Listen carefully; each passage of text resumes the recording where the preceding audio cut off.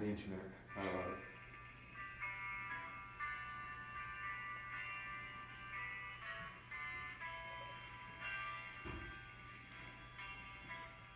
So that's what we just did.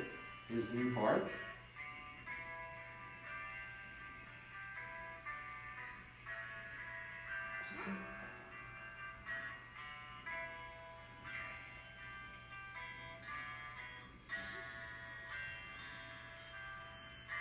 So,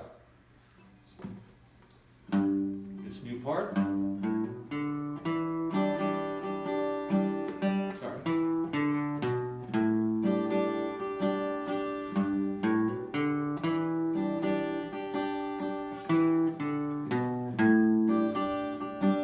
So let's play that much.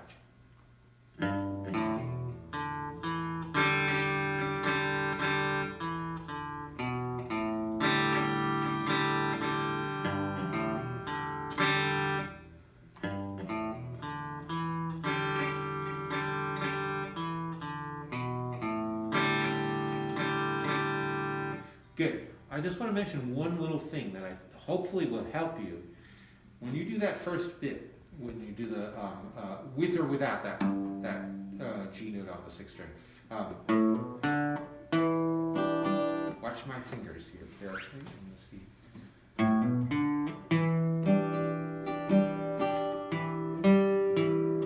And what did you see? They didn't move. Very important. That guy stays down while I'm strumming. Now there's two reasons why that's important. The first one is pretty obvious because after I do the strum part, I'm going to hit that string anyway. So if I lift that finger up and then put it back down, that's a waste of movement. That's movement that you don't want to make, okay? But in this case, there's an even more important reason.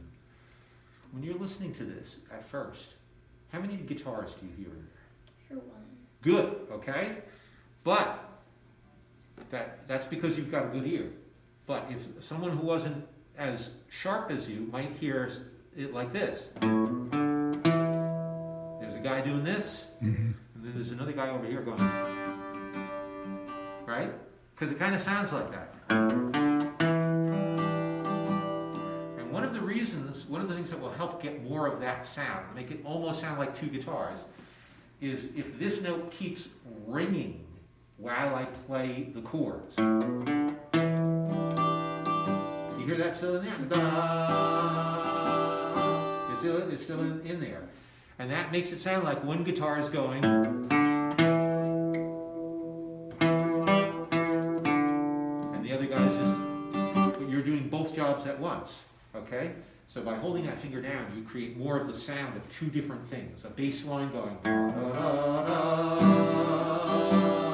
and of course the chord strum. So let's now do those two, that much. So starting from the beginning, remember we're not going to play that note at the beginning. That's the only time we don't play it. Oh, you forgot to put that finger down. So let's try it again.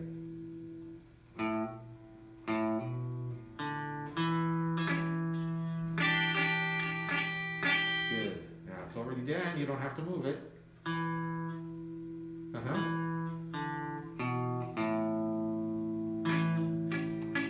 Okay, so that was the second riff. Let's do the first one.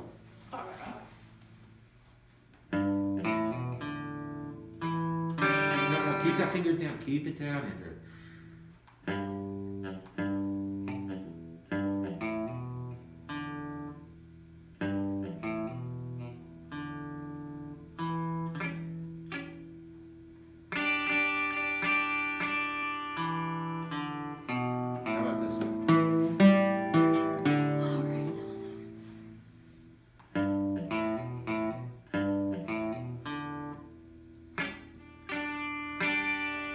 One more time. No, you gotta pick that string. So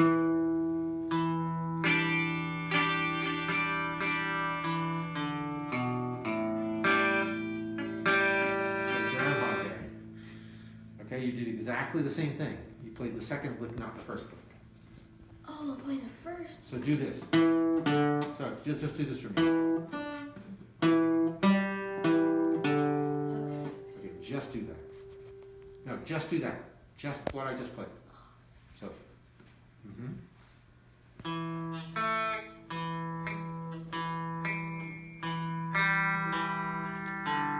good. Again.